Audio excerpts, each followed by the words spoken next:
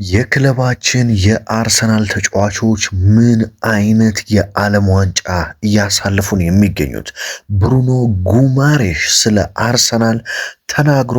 ከጨዋታው በኋላ ስለ ጋብሪኤል ማርቲኔሊ እና ስለ አርሰናል በድጋሚ መናገሩ በርካቶች አርሰናሎችን አስደስተዋል። ወደ አርሰናል መምጣት አለበት እየተባለ ነው የሚገኘው። በተለይ ትላንትና ምሽት ከአርሰናል ተጫዋቾች ጋር ያሳለፈው ድንቅ ጊዜ ሲታይ የአርሰናል ተጫዋቾች እንግዲህ ካልመጣ እያሉ ነው የሚገኙት፣ የአርሰናል ደጋፊዎች ማለት ነው።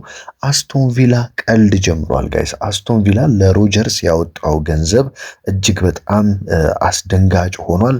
አርሰናል ከዚህ ዝውውር ሊወጣ ነው የሚለው ብዙዎችን እያሳሰበን የሚገኘው ምንድን ነው ስለ ሮጀርስ የወጣው መረጃ የሚለውንና በስተመጨረሻም ስለ ብራድሊ ባርኮላ እና እንደዚሁም በመቀጠል ደግሞ ስለ ቪክተር ዮኮሬሽ እናነሳለን። ምክንያቱም ቪክተር ዮኮሬሽ ከአርሰናል ትለቃለህ ወይ ተብሎ ተጠይቆ ነበረ ከፈረንሳይ ጋር ካለው ጨዋታ በፊት። እሱም መልስ ሰጥቷል ስለ አርሰናልን ስለ መልቀቅና ስለ ዝውውር ማለት ነው።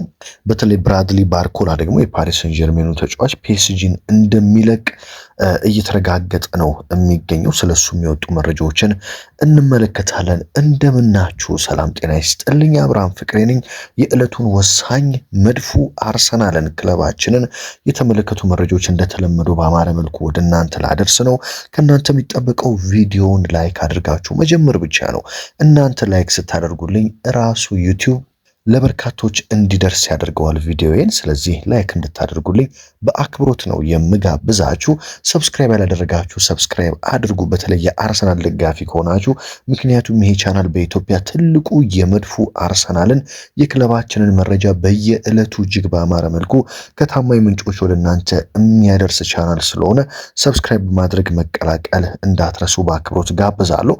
በቀጥታ ወደ መረጃዎቹን የምወስዳችሁ እንግዲህ ወደ ሮጀርስ ጉዳይ ከማለፌ በፊት ወደ ባርኮላም ወደ ሌሎች ጉዳዮችም ከማለፌ በፊት ስለ ጋብሪኤል ማጋሌሽ እና ስለ ጋብሪኤል ማርቲኔሊ ማንሳት አለብኝ። ምክንያቱም ትላንትና ብራዚል ሳይሆን 2-1 ጃፓንን ያሸነፈችው አርሰናል ነው። ጃፓንን 2-1 ማሸነፍ የቻለው ብሎ መናገር ይቻላል። ምክንያቱም ደግሞ የአርሰናል ተጫዋቾች በዓለም ዋንጫ እያደረጉት ያለው ነገር በጣም ድንቅ ነው። ትላንትና ምሽት ብራዚል እንግዲህ በጃፓን 1-0 እየተመራች በቃ ከዓለም ዋንጫው ተሰናበተች ተብሎ በከፍተኛ ስጋት ውስጥ የብራዚል ደጋፊዎች ጨዋታውን ሲመለከቱ ጋብሪኤል ማጋሌሽ የክንፍ አጥቂ እንኳን እንደዚህ አሲስት አያደርግም ካስሜሮ እየሰጠው ኳስ እጅግ በጣም የሚደንቅ ክሮስ አድርጎ ካዝሜሮ በቴስት አስቆጥሮ ብራዚል 1-1 እንድትሆንና ወደ ጨዋታው እንድትመለስ አደረገ። በነገራችን ላይ ቢጋቢ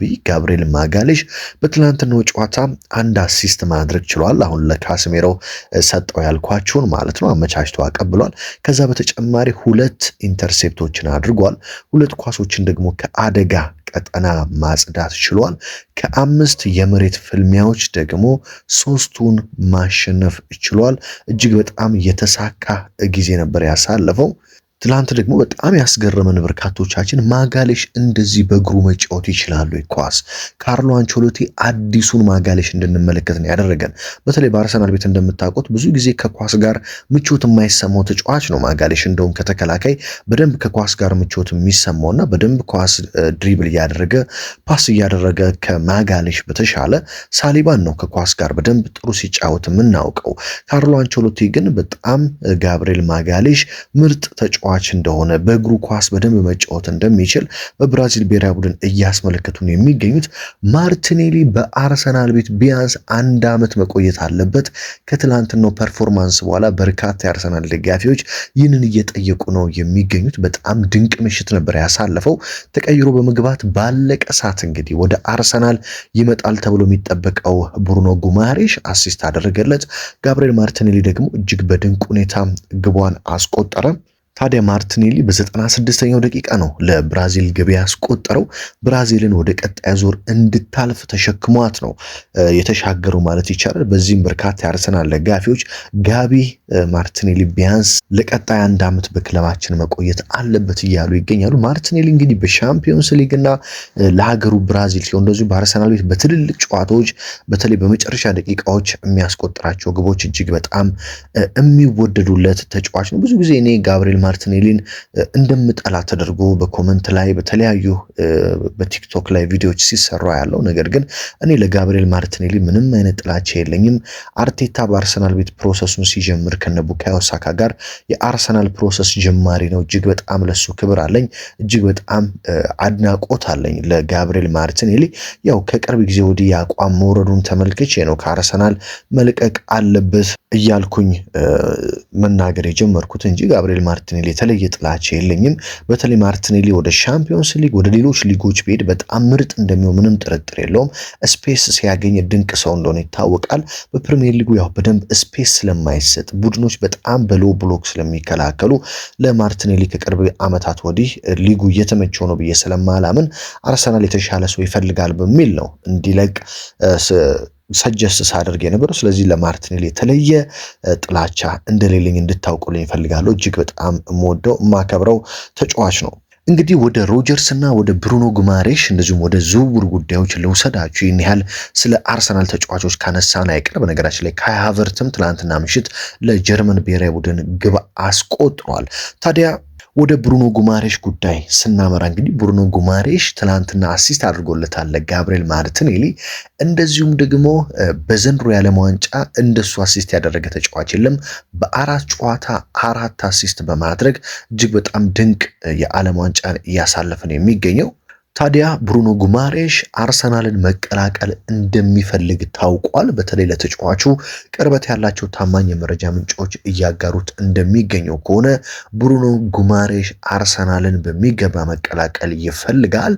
ነገር ግን ከኒውካስትል ጋር ያለው መልካም ግንኙነት ከኒውካስትል ጋር በጣም ጥሩ የሚባል በጣም መልካም የሚባል ግንኙነት ያለው ያ ግንኙነት እንዲበላሽ አይፈልግም ብሩኖ ጉማሬሽ።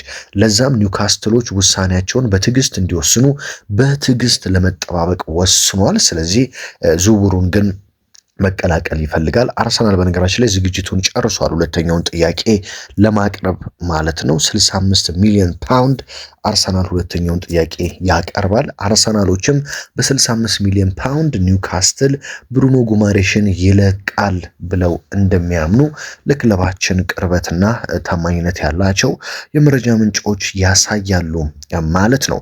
እንግዲህ ወደ ሮጀርስ ጉዳይ ልውሰዳችሁ። እንግዲህ አስቶን ቪላዎች ቀልድ ጀምረዋል እስኪባል ድረስ ነው የሮጀርስን ዋጋ እጅግ በጣም ከፍ ያደረጉት። እንግዲህ ዘንድሮ የተጫዋቾች ዋጋ ልክ ኢትዮጵያ ውስጥ እቃ እየተወደደ እንዳለው ዝም ብሎ እቃ ላይ ዋጋ እንደሚጨምረው የዋጋ ንረት ልትሉ ትችላላችሁ። ምክንያቱም የተጫዋቾች ዋጋ እጅግ በጣም እየጨመረ ነው የሚገኘው። ኢንፍሌሽኑ እንግዲህ ተጫዋቾችንም አጥቅቷል ብሎ መናገር ነው የሚቻለው። እንደምታውቁት ሲቲ ኤሊየት ኤንደርሰንን በ116 ሚሊዮን ፓውንድ ነው ከኖቲንጋም ፎረስት ያስፈረሙት።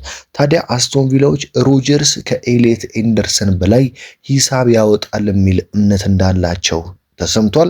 ታዲያ አስቶን ቪላዎች ሞርጋን ሮጀርስን ብሎ የሚመጣ የትኛውም ክለብ ቼልሲም ሆነ አርሰናልም ሆነ ሌላም ክለብ 130 ሚሊዮን ፓውንድ መክፈል አለበት የሚል ሂሳብ ወይም ደግሞ ዋጋ እንደለጠፉበት ታማኝ የሚባሉ የመረጃ ምንጮች እያሳዩ ነው የሚገኙት።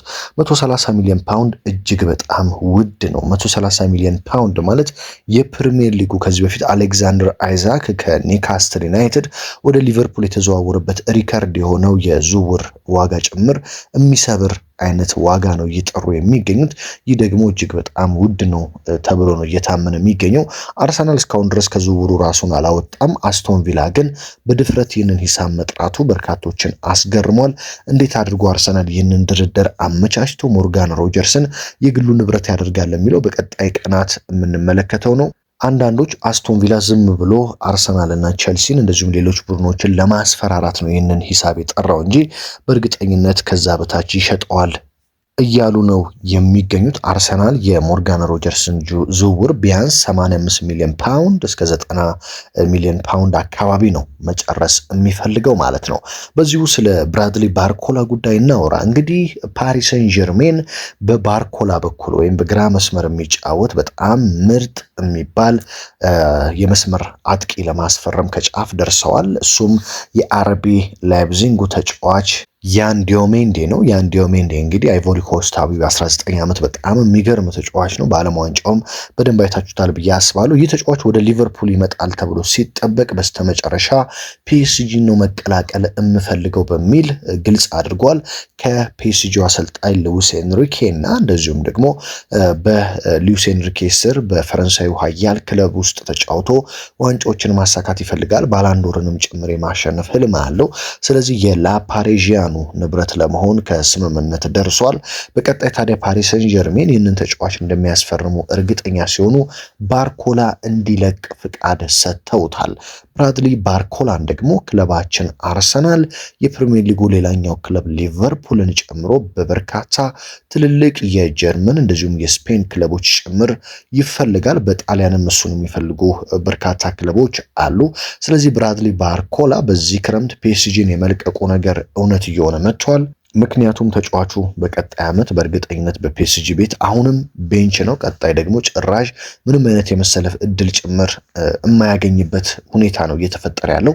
ስለዚህ ፓሪስ ሰን ጀርሜንን ለቆ ወደ ፕሪሚየር ሊግ ለመምጣት እቅድ እንዳለው ተሰምቷል። ታዲያ በአሁኑ ሰዓት ፓሪስ ሰን ጀርሜን ከሊቨርፑል እንደዚሁም ከአርሰናል ጋር ጨምሮ ባርኮላን ከሚፈልጉ ሁሉም ክለቦች ጋር ቀጥተኛ ግንኙነትና ድርድር እያደረገ እንደሆነ ተሰምቷል። ጥሩ ገንዘብ ይዞ የሚመጣ ጥሩ ሂሳብ የሚያቀርብ ቡድን ባርኮላን የማግኘት እድሉ ሰፍቷል። አርሰናልም ታዲያ በአሁኑ ሰዓት ከፓሪስ ሰን ጀርሜን ጋር ድርድርና ግንኙነት እያደረገ እንደሆነ ተረጋግጧል። ቪክተር ዮኬሬሽ ከፈረንሳይ ጋር ካለው ጨዋታ በፊት ከዊሊያም ሳሊባ ጋር ከሚፋጠጥበት ጨዋታ በፊት አርሰናልን ትለቃለህ እየተባለ ነው የሚገኘው። ስለዚህ ጉዳይ ምን ትላለህ? ስለ ዝውውሩ ምን ሀሳብ አለ? የእውነት አርሰናልን ትለቃለህ የሚል ጥያቄ ለቪክተር ዮኬሬሽ ቀርቦለት ነበር። ቪክተር ዮኬሬሽ ሲናገርም ሰዎች ስለ ዝውውር ማውራታቸው ደስ ይላል። ብዙ ክለቦች እኔን መፈለጋቸውም አስደሳች ነገር ነው። ነገር ግን በአርሰናል ቤት እጅግ በጣም ድንቅ የውድድር ዓመትን አሳልፌያለሁ። የፕሪሚየር ሊጉን ዋንጫ በመጀመሪያ ዓመቴ አሸንፌያለሁ። በክለቡ እጅግ በጣም ደስተኛ ነኝ። አርሰናልን እወዳለሁ። አርሰናልን የመልቀቅ ምንም አይነት እቅድ የለኝም። እጅግ በጣም ደስተኛ ነኝ ሲል የተናገረ ሲሆን አሁን ላይ ትኩረቴ ስለ ዝውውርም ስለሌላ ጉዳይም አይደለም። አሁን ላይ ዋነኛ ትኩረቴ ሀገሬ ስዊድንን በዓለም ዋንጫው መርዳት ነው ሲል እንግዲህ ቪክተር ዮኬሬሽ ተናግሯል ማለት ነው። ስለዚህ ቪክተር ዮኬሬሽ በዘንድሮ የክረምት የዝውውር መስኮት አርሰናልን የመልቀቁ እድል 0% ነው ብሎ መናገር ይቻላል። አርሰናል ከዚህ በፊት በፍጹም ዮኬሬሽን አልለቅም ብሎ እንደተናገረም ነግሬያቸዋለሁ። የፕሮጀክቱ የአርቴታ ፕሮጀክት አንዱና ዋነኛው አካል እንደሆነ አርሰናል ለሁሉም ቡድኖች ግልጽ እንዳደረገ መረጃውን አጋርቻያቸዋለሁ። ራሱ ቪክተር ዮኬሬሽ ደግሞ ትላንትና በፍጹም አርሰናልን የመልቀቅ እቅድ የለኝም፣ ምክንያቱም በመድፉ ቤት እጅግ በጣም ደስተኛ ነኝ፣ እንደ ቤቴ ነው የሚሰማኝ ሲል ተናግሯል። በነገራችን ላይ ቪክተር ዮኬሬሽ ልክ እንደ ቡካዮ ሳካ በቀይ መስመር በደንብ የሚያግዘው ተጫዋች እንዳለ ሁሉ ከኋላው ደግሞ መሀል ሜዳ ላይ በተለይ እንደ ኦዴጋርድ አይነት በደንብ ኳሶችን እንደ እንጀራ የሚያጎርስ እንደሚባሉ ለምሳሌ በሲቲ ቤት ኬቨን ዴ ብሩይነ ትዝ ይላቸዋል። አሁን ደግሞ በማንቸስተር ዩናይትድ ቤት እንደ ብሩኖ ፈርናንዴዝ ያሉ ተጫዋቾችን ማንሳት ይቻላል። ለዮኬሬሽ በደንብ አሲስት ማድረግ የሚችሉ በግራ መስመርም ቢጨመሩለት በጣም ምርጥ ተጫዋቾች፣ መሀል ሜዳ ላይም በደንብ እድል መፍጠር የሚችሉ ተጫዋቾች ቢጨመሩለት በእርግጠኝነት በመጀመሪያ ዓመቱ እንዳደረገው ሁሉ በቀጣይ ዓመታት በእጥፍ ብዙ ግቦችን እንደሚያስቆጥር ምንም ጥርጥር የለውም። አሁን አስቡት በአርሰናል ቤት ያን ያህል የግብ ዕድል በማይፈጠርበት ነው ዮኬሬሽ በርካታ ግቦችን ማስቆጠር የቻለው። በደንብ እድል መፍጠር የሚችሉ ተጫዋቾች በዚህ ክረምት ቢመጡና በቀጣይ ዓመታት ደግሞ አርሰናል አንድ የፕሪሚየር ሊጉን ዋንጫ ስለበላ በእርግጠኝነት ከመከላከል ይልቅ ማጥቃቱም ላይ በደንብ ስለሚሰራ በቀጣይ ዓመታት ዮኬሬሽ ምርጥ የውድድር ዓመት ያሳልፋል የሚል እምነት አለኝ። ስለዚህ በፍጹም አርሰናልን አልለቅም ሲል ተናግሯል። በነገራችን በነገራችን ላይ ዛሬ ምሽት ነው ከፈረንሳይ ጋር እንግዲህ የጥሎ ማለፍ ጨዋታቸውን የሚያደርጉት። በፈረንሳይ በኩል ዊሊያም ሳሊባን እንመለከታለን። በስዊድን በኩል ደግሞ ቪክተር ዮኬሬሽን እንመለከታለን። ሳሊባና ዮኬሬሽ እንግዲህ ሲፋጠጡ ልናያቸው ነው ማለት ነው። በእርግጠኝነት እጅግ በጣም አዝናኝ ጨዋታና አዝናኝ ምሽት እንደሚሆን ምንም ጥርጥር የለኝም። ማን የበላይ ሆኖ ያልፋል ያሸንፋል፣ ሳሊባ ወይስ ዮኬሬሽ የሚለውን የምንመለከት ነው የሚሆነው ማለት ነው። የእናንተን ግን ሀሳብ ኮመንት ላይ አስቀምጡልኝ። ትላንትና የብራዚልን ጨዋታ ስታዩ ስለ ጋብሪኤል ማርቲኔሊ እና ማጋሌሽ ምን ተሰማችሁ? በተለይ ስለ ጋብሪኤል ማርቲኔሊ በአርሰናል ቤት መቆየት አለበት ወይ የሚለውን የእናንተን ሀሳብ እፈልጋለሁ።